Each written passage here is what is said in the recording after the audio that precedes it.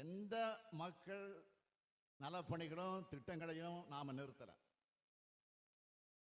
ஏன்னா மக்கள் தொண்டு ஒண்ணுதான் நம்ம ஆட்சியினுடைய நோக்கம். தமிழ்நாட்டோட முதலமைச்சராக இருந்தாலும் இந்த முத்துவேல் கருணாநிதி ஸ்டாலின் ஒரு டெல்டா காரங்கிற உணர்வோட இந்த விழாவில் நான் இந்த திட்ட பணிகளை தொடங்கி வச்சிருக்கிறேன். நாங்க தேர்தலுக்காக தேர்தல் நேரத்தில் மட்டும் வந்து போகிற முகத்தை காட்டக்கூடியவங்க நாங்க இல்லை. அப்படி வர்றவங்க யாருன்னு நான் சொல்லித்தான் உங்களுக்கு தெரியணும்னு அவசியம் இல்லை. தெரியும்ல உங்களுக்கு.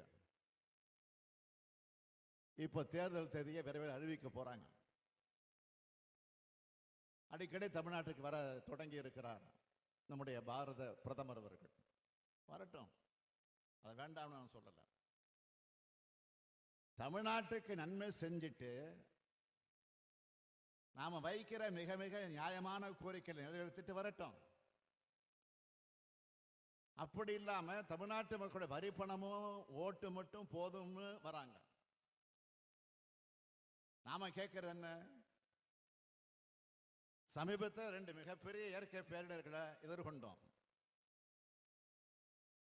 அப்ப ஏற்பட்ட பாதிப்புகளை சரி செய்ய 37,000 கோடி ரூபாய் நிவாரண நிதி கேட்டோம். அதை கொடுத்துட்டு தமிழ்நாட்டுக்கு பிரதமர் வராரா? இல்ல. 1 ரூபாய் கூட, ஒரு சல்லிகாசு கூட இன்னும் கொடுக்கல.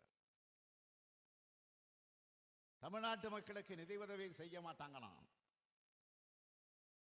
ஆனா தங்களோட பதவி நாற்காலியை காப்பாத்திக்கிட்டு அதுக்காக ஆதரவு கேட்டு வராங்களாம்.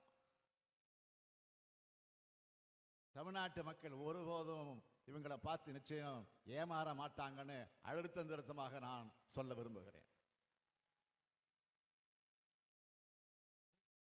தமிழ்நாட்டு உரிமைகளுக்காகவும் தமிழ்நாட்டின் வளர்ச்சிக்காகவும் பாடுபட்டு கொண்டிருக்கும் நமது திராவிட மாடல் அரசியல் பக்கம்தான் தமிழ்நாட்டு மக்கள் என்றைக்கும் உறுதுணையாக நிற்பார்கள் நிற்பார்கள் நிற்பார்கள் என்று கூறி விடைபெறுகிறேன். நன்றி, வணக்கம்.